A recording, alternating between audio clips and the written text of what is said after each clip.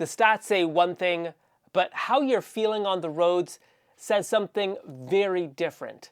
Transport Canada stats show that our fatalities and serious injuries have never been lower. Our roads should be the safest, perhaps some of the safest in the world.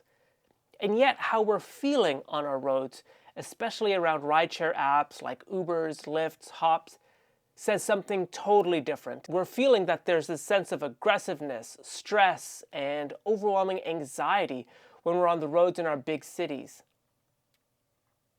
And I think at the root of all of this is the gig economy and the stress it's placing on its workers. So in this video, I'm going to attempt to connect the stats from Transport Canada to what's happening on our roads and what we're feeling to what the government can do moving forward. But first, some stats. In 2023, there were approximately 2,000 fatalities on our roads and approximately 9,300 serious injuries. To put that in perspective, that's just a small uptick from the year prior, but get this, that's a 30% drop in fatalities just 20 years earlier and a 40% decrease in serious injuries. That's a massive, massive improvement. Canadians and Canada, we should be happy that we live in a country with some of the safest roads in the entire world. On a per capita basis, fatalities are around 4.9 per 100,000 Canadians. But what it shows on paper versus how you feel are very, very different. And this is where personal experience kicks in. You know, just the other day I was walking down the street, I nearly got hit by an Uber driver who was on his phone. Windows were very tinted. I perhaps was not in his direct line of vision, so maybe he just didn't see me or maybe he was distracted. Either way, that's been one too many close calls for myself and so many others on our roads in our cities like Toronto, Vancouver, Montreal, and others. And when I bring this up with friends and family, they also notice it. But I notice that there's this reticence to talk about it, talk about it openly, for fear people perhaps assume that they'll be labeled racist. It's no secret that the majority of our gig workers that do Ubers, Lyfts, rideshare apps like Hop, they're from South Asian countries, they're from Africa, and the perception is that if we comment on their driving, somehow it's racist. The idea that they're bringing to Canada some of the driving habits from their home countries can be perceived as xenophobic, discriminatory, or racist. But I don't think that's the issue. I think the issue is actually the stress that these workers find themselves under and what they need to do just to survive in Canada alone. And again, I need to make this clear, this is not a commentary on the racial, ethnicity, or backgrounds of the drivers themselves. Of course, there is some consideration that Canada should start making and our provinces should start making, that if you are coming to Canada to work specifically in the gig economy where you are doing driving on a regular basis, a retraining should be necessary just so that you're aware of our road user safety laws in our different provinces. How effective this training can be and does it lead to actual merit, that can be debated, but I do think that there's merit to at least retraining people if their primary job when they arrive in Canada will be driving to acclimate themselves to our road user safety laws. But at the heart of this, the aggressive driving, the chaos, the stress that we see is the gig economy itself. A 2023 study in industrial health looked specifically at gig workers and their health, and specifically the stress that they found themselves under, and here's what it found. Characterized by uncertainty, unpredictability, and instability of both schedules and income earned, with many workers juggling multiple platforms or employers at the same time. Now, I'm sure many of you have been in Ubers and Lyfts and Hops, and when you engage in a conversation with the driver, you find out that they've been working all night, they haven't had breaks, they've been working 7 days a week just to get by. And this causes them to work around the clock.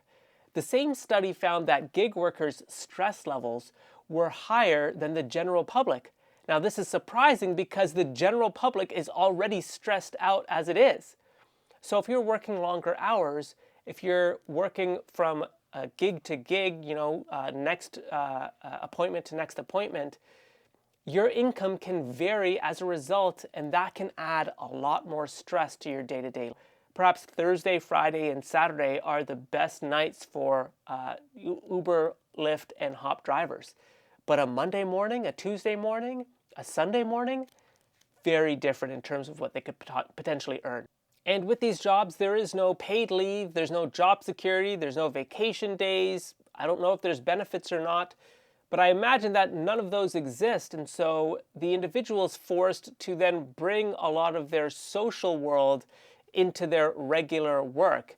I'm sure many of you have been in cars where the driver's on the phone with family, friends, their partner, because they actually don't have time in the day to spend time with their partner. And here's where the link with road safety comes in, because if you're under a lot of stress, your toleration for frustration drops dramatically. So you're more likely to blow through that red light, make that illegal U-turn, get caught in a box at an intersection, because it means that extra 30 seconds to a minute can potentially get you another ride, potentially another tip as well, and maybe you can end your shift earlier before the night starts. So the unpredictability, the instability leads to higher stress for gig workers, which is perhaps why they're trying to shave whatever seconds or minutes off of each ride they can so they can keep bankrolling another ride after that.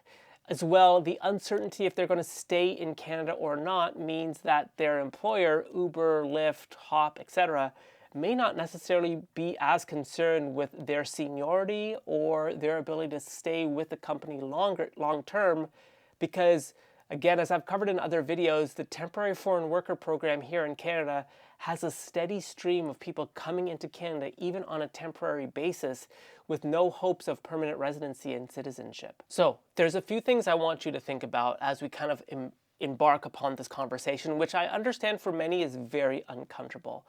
One, should Canada engage in some form of regulation for gig workers? Now, I know regulation, the big R word, big government, I know that that's very off-putting to many people, but it's clear that companies like Uber, Lyft, Hop, they may not themselves be self-regulating to make sure workers are taking time off, because workers are working literally around the clock to make ends meet.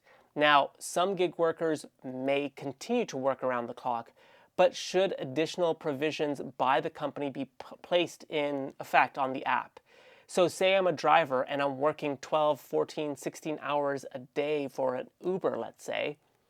Should the app say, Christopher, hang on, you've been working 12 hours every day for the past 6 days. I know that you're burnt out. And if you're burnt out, chances are you're going to make worse decisions on the road than if you were fully rested. So we're not allowing you to book any rides for the 7th day or whatever it is.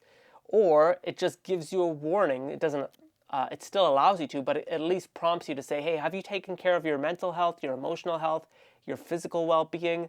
It could be as simple as that, just to make sure that drivers are at least thinking about that. Similarly, I think Canada, and someone correct me if I'm wrong, truck drivers and bus drivers are regulated. I think they can only drive certain hours per week. Should that be extended to the gig economy as well?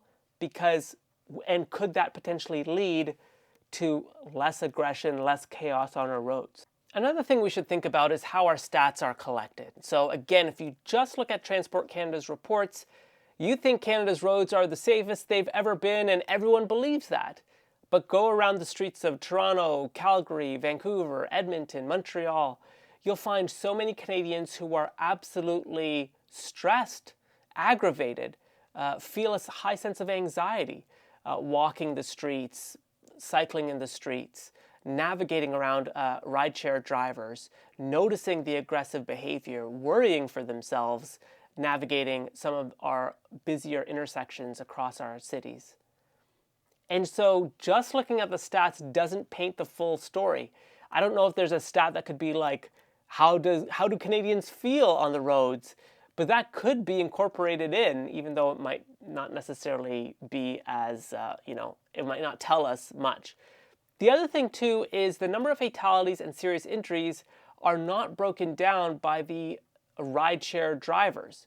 So if we see that though serious injuries and fatalities are down, but the proportion of rideshare drivers is going up in an upwards trajectory, that may give the government more incentive to embark upon regulations, or at least pressure these companies to do some regulations themselves.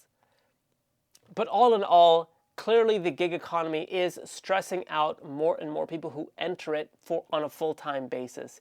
And as Canadians become more and more reliant and dependent on convenience, this will continue to be a problem unless we as a civil society step up and start talking about this more openly. I think it's also important that we make sure that we're unafraid talking about it. Again, it's not about being racist. It's about recognizing the industry that these individuals have chosen or have decided to embark on, and the stress levels as a result of them. So I'll leave you with that. Definitely like, share, comment, subscribe. Tell me what you think below. Again, my name is Christopher Balkaran. I host the Open Minds podcast, and I'm hoping that more of this content right here on YouTube will be more thought-driven, thoughtful, and respectful, because we need so much more of that in our discourse today. Like, share, subscribe, and I'll definitely catch you in the next one.